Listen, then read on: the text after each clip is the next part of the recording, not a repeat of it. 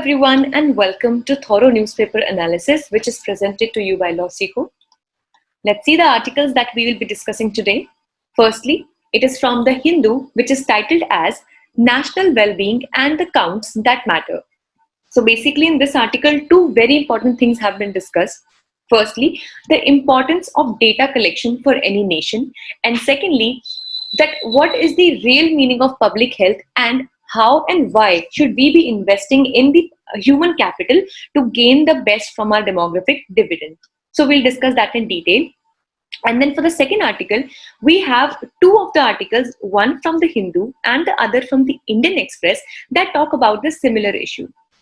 So the one from the Hindu titled as In Act of God, Coercive Not Competitive Federalism, and in issues with GST compensation, basically the issues that are arising recently that the states are asking the center to pay for the GST compensation that was actually promised to these states at the time when GST was actually brought into the picture. And on that very promise only, the states had given up their power to collect the taxes in the national interest. But now a coercion is seen instead of cooperative federalism, and then we'll discuss it in detail. And thirdly, we have the Newsflash, wherein we'll be discussing this crisp and small pointer news. Then let's have a look at the LawSikho courses. And for you all, we have the lot of the courses, which is the Judiciary Test Prep course, wherein we provide amazing guidance to all the judicial aspirants. You can have a look at the landing page of this. The link is there in the description box, and you can download for yourself this free study material from there. Then we have various other courses also. They can anytime be looked upon through LawSikho page. Then let's see that what is the multiple choice question for the day. Firstly, Hezbollah is a Shia militia cum political party in. So you have to tell that in which country this Shia militia cum political party is prevalent. Firstly, Lebanon. Second, Ethiopia. Third, Sudan. Or fourth, Israel. So you can jot down your answer in the comment section. Now this is the descriptive question for the day.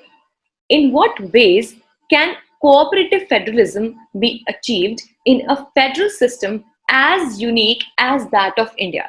So as we know that we do not have a general federal system in India, we have more of a center biased, or to what we call as the quasi-federal system in India.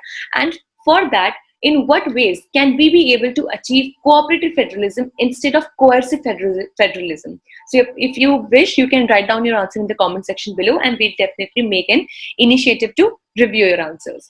And the answer has to be written within a word limit of 250 to maximum 300 words. With this, let's start the discussion with the first article for the day, which talks about data and India's human capital. Firstly, the data collected in India are not built to capture subtle ties, and the decennial consensus does not provide live averages of data. Now here are a few things that we need to understand. Firstly, they're saying that the data that is collected in India, it is actually not capable to bring into consideration or to put up a light upon the small nuances or the little growths that take place. As we know that in India we have a decennial consensus system. By decennial simply means that something that is done over a decade. Now, as we know that even currently we rely upon the consensus for 2010, and now this was the time in 2020 when the consensus. Let's know first what consensus is. It is simply the process through which the total population of any nation is calculated. Definitely it takes a long time, even months. It takes a lot of months, keeping in mind the huge population of India. So in the context of India, this consensus or totaling about the population is done after every 10 years, or we can say after every 1 decade. And that is why it is called as the decennial consensus. All right. So the author here says that this decennial consensus, or the basic consensus that we actually can refer to, it is a good source for referring that how much population has increased with time and so on and so forth. But for the little nuances, for the little growths and little differences that take place in the society at a shorter period of time and at a very smaller scale, they are not covered under this decennial consensus, and that is why we should give more priority to the data collection and also the areas, firstly, of the data collection, and secondly, the methods that we use for data collection. But that altogether is one different article, one different argument in this article. But then again, coherently, the author tries to say that along with this, what next thing that is important is that we focus a lot on the human capital. Now let's try to understand this concept of human capital in a very brief understanding. As we all know, who humans are, all of us are humans. So the people or the species of the Homo sapiens is called as humans, simple as that. But then we talk about capital. What do we actually understand by the term capital? In the terms of economy, or in the basic terms, when we refer to this term capital, it simply means something that is monetary in nature, or something that adds to the value. So here it says that even like money, like we have any kind of deposit with us, any gold, example, anything for that matter, it can be a part of capital. And similarly, human also, because if it is skilled, if it is educated, if humans are, they're trained well, they also can be treated as a very good resource of capital, and that is why we call them as human capital. For example, let's take a very simple example for this. The people, or the humans to say, or the citizens of India who are educated, for example, the IT professionals, they actually go out to the other countries and they practice and send a lot of money in the forms of taxes back to the country. This is one of the benefits that they offer. Secondly, they definitely offer a very good global position to India at the international level. Thirdly, they make the international interaction of our nation with the other nations very easy and also more confident. So these are some of the perks that the humans, due to their skills and capabilities, are able to offer. That is why the humans are also a very, very huge resource of capital, and in our Indian system, we should definitely focus a lot on this human capital, since there are two factors that are coming into point. Firstly, India is known to be as the youth country of the world, which is it has the highest youth population. So according to the data, approximately 65% of the population of India it comes under the category of youth. So that is a very good news for us. And secondly, if we really want to reap, or we really want to extract the benefits of the demographic dividend that we say, so demographic is simply through the demography or through the population, and dividend is the gain. So simply, if we want to gain something positive from this huge population of the youth, we need to also channelize good skills into this youth. And for this, some stepwise tracks have been mentioned in this article. So firstly, the author here says that we should be focusing upon the birth weight and tracking its district-wise and data correlating height and weight, etc. So basically, the author here says that we should focus a lot as to what is the situation and what is the health of the children as well as the mother. And specifically, if we talk about the human capital, then also the children, what is their weight, what is their height, what is their medical condition when they are born. And so, to keep this in mind, a good health and nutrition should be provided to the mother, so that the child who is conceived is also good in its health, and that is why it can add as an asset to the society.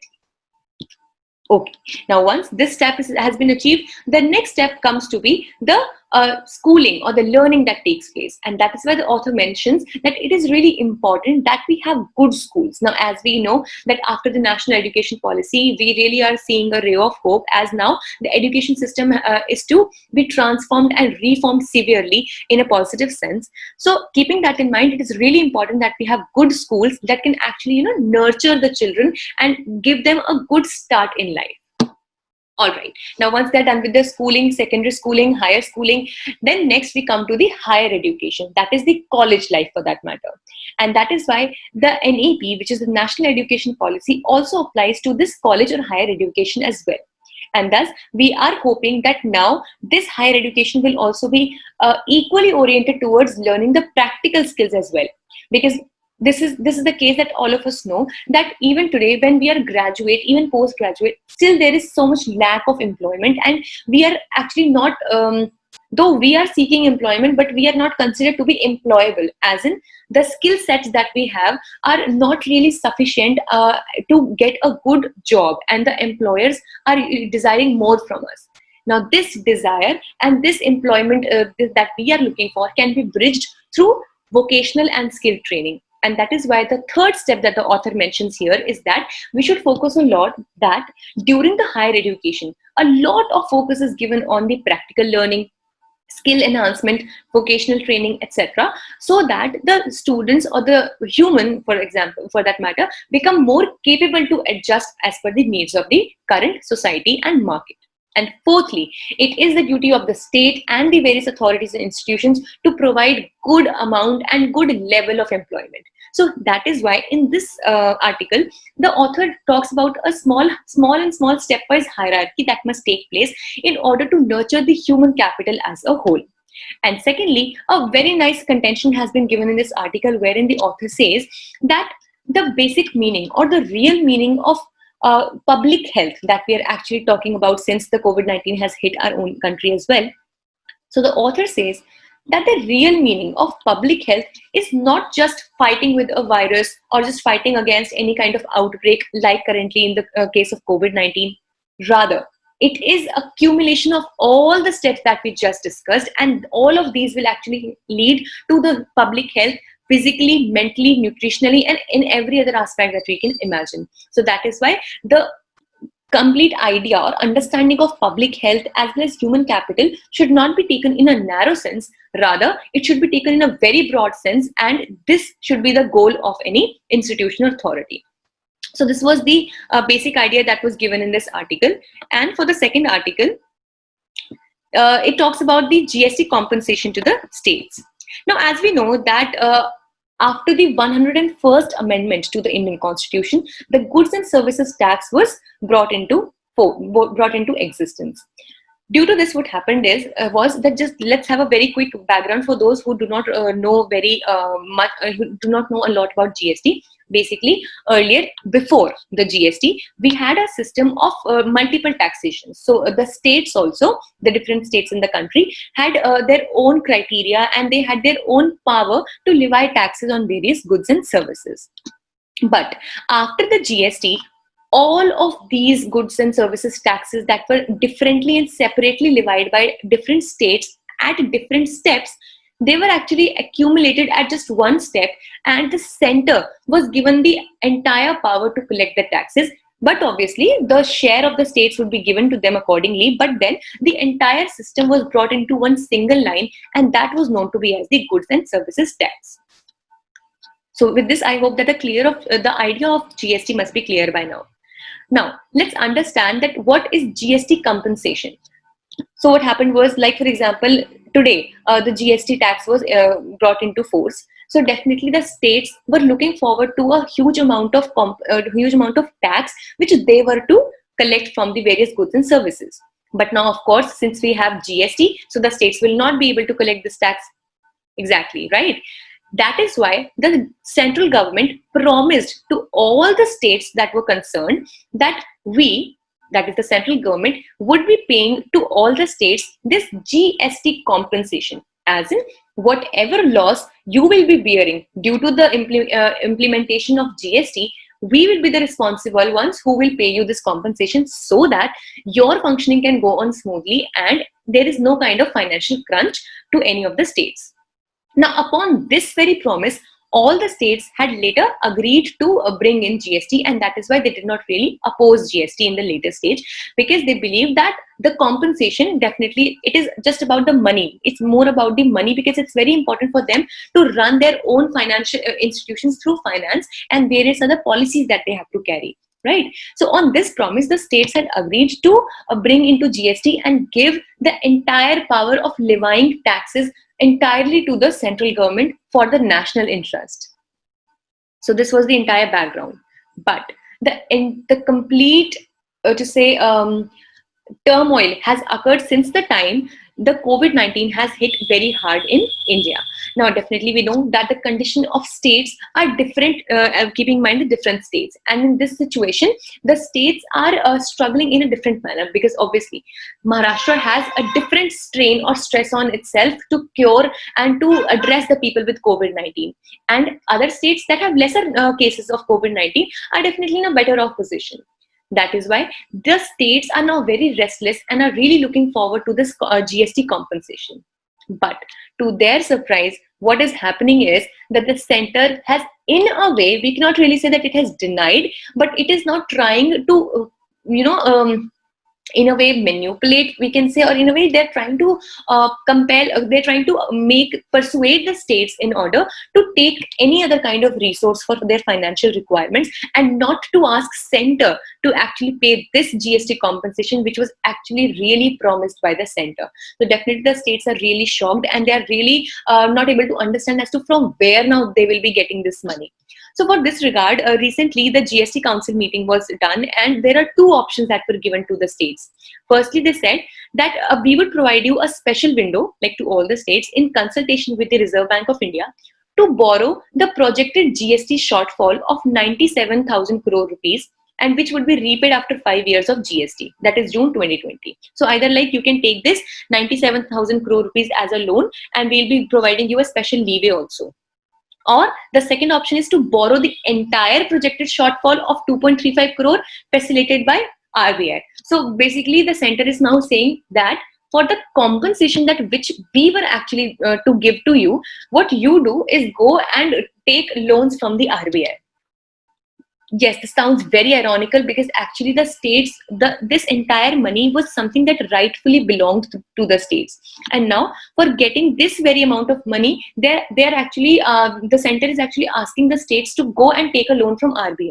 Definitely, this does not seem justified, and in such a situation, that is why the author says that here, especially in the times of COVID-19, when more of cooperation should be seen between the center and the states, what we are unfortunately seeing is more of coercion between the states and the center. And as we know that why GST is important for the states, and why actually they are so much into a demand of GST, because it accounts for 42% of states' own tax revenue, which now they had given to the central government, and that is why it is almost half of their financial hold. So they definitely need it.